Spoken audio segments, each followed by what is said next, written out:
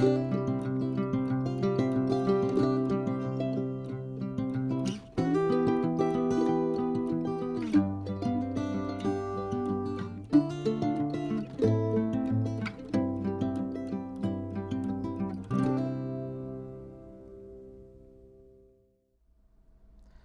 and today we're going to cover some of the most basic beginner golf questions that you could possibly think of. I know with a lot of instructional videos that you find out on the internet and YouTube and Facebook, Instagram are instructional videos, but this series is going to be for those people that have never played golf, don't know where to start. Maybe you might even find yourself intimidated by there's so many aspects of things you need to learn to actually get yourself on the golf course. So we're going to start with the basics, which is the what, who, why, where, and we're going to even maybe even when, and also how, which is what we're going to get more into down the road. So first question is this: what do I need to get started? And a lot of people, they look at, there's this big investment with golf equipment. I have to buy 14 clubs and an expensive bag and shoes and outfits and all these other things. I'm here to say that is completely unnecessary. A lot of times you can get started with nothing. Just go to your local golf shop or driving range, and they'll even have equipment you can use.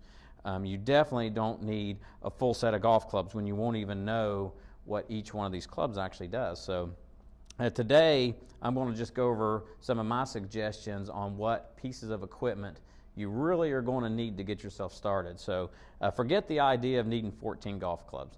You're not going to need that. Golf shoes, things like that are all going to be preferences. The nice thing about golf shoes is when you get in wet grass or in the morning or walking on a steep hill, obviously it gives you some extra traction. But for today's purposes or even moving forward, for you to get started playing golf, it's not really going to be that necessary. So really all you really need is a few basic golf clubs.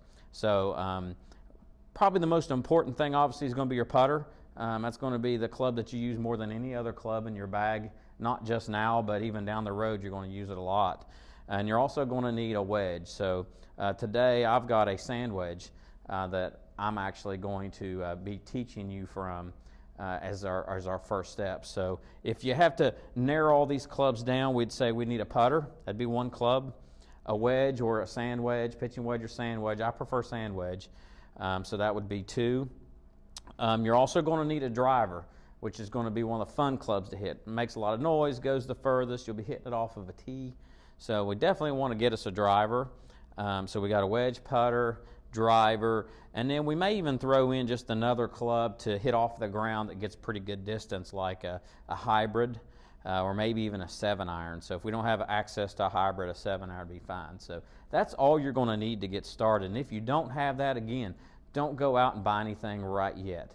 You can use a friend's, or like I said, I know here at our club that we have access to those things and we can let you try them and practice them, and then your local PGA professional can help you get that. So that'll be the what you need to get started. And I would suggest getting a golf glove, and it will be, if you're a right-handed player, you're going to get a glove for your left hand, and that's going to be your lead hand.